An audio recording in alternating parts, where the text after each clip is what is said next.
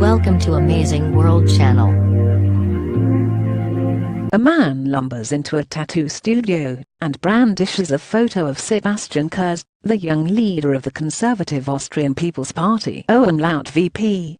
Then the artist gets to work, eventually showing the man his back in a mirror. Etched onto it is a circle of faces of superannuated VP grandees. The customer is furious. "I wanted Kurz, not the VP," he yells. "What did you expect?" comes the reply. "Kurz is the VP." This popular TV advert by the right-wing Freedom Party of Austria FPO plays on enduring questions about the 31-year-old likely to become Austria's next chancellor.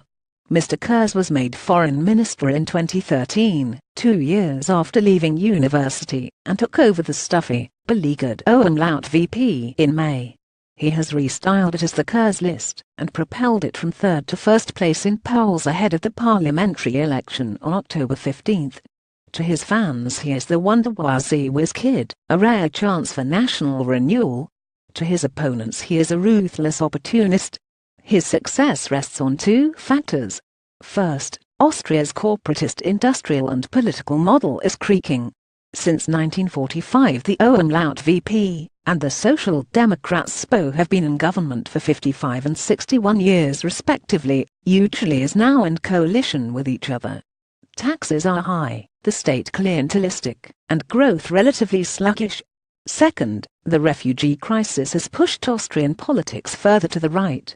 In 2015 the country took in more people, proportionally, than Germany. That pushed the anti-immigrant FPO into first place in polls, where it remained until Mr. Kurz emerged as candidate for chancellor this spring. He has succeeded by melding these facts into a new political identity. Mr. Kurz pushed to close the migration route through the Balkans as foreign minister, and imposed tough measures such as a burqa ban as minister for integration. He has also restyled his party as a force for openness, bringing in candidates from outside politics, promoting a glass transparent state tax cuts, and a war on red tape and vested interests. The rebranded VP, now in turquoise, rather than its traditional black, is the most popular party even among 14 to 29-year-olds. It has been a vicious campaign.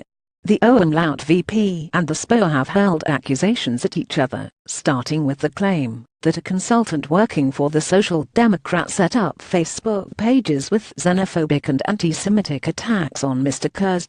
This has benefited the FPO, which has run a strong campaign marked by catchy advertising like the tattoo clip, and uncharacteristically sober TV performances by Heinz Christian Strache, its leader.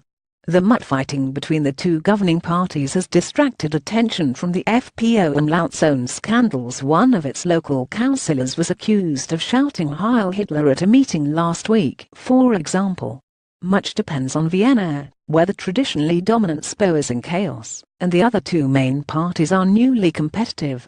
The capital's middle-class suburbs are Mr. Kurz's political hinterland, while the FPO is making strides in working-class areas unsettled by immigration. If, as polls suggest, the SPO comes third nationally, Mr. Kurz will probably do a deal with the FPO. When his party formed such a government back in 2000 it was met, for a time, with international ostracism and sanctions, but recent populist advances elsewhere make such a coalition much less unusual. Still, says Anton Pilinka, a political scientist, a nationalist black-blue government in Vienna would create a new headache for Angela Merkel, tilting Austria towards authoritarian Central European governments like those of Poland and Hungary. In any case, governing with the FPO would not be easy. Mr. Strache has a large ego, and more experience than any other frontline Austrian politician. His reasonable manner belies his party's far-right elements and tendency to infighting. Meanwhile, Mr. Kurz should expect resistance from his own camp VP-aligned interest groups, and the party's 6 state governors bridle at some of his talk of reform and transparency. His charm and political agility are not in doubt. But whether the Wonder-Wazzy can run a fractious country remains unclear.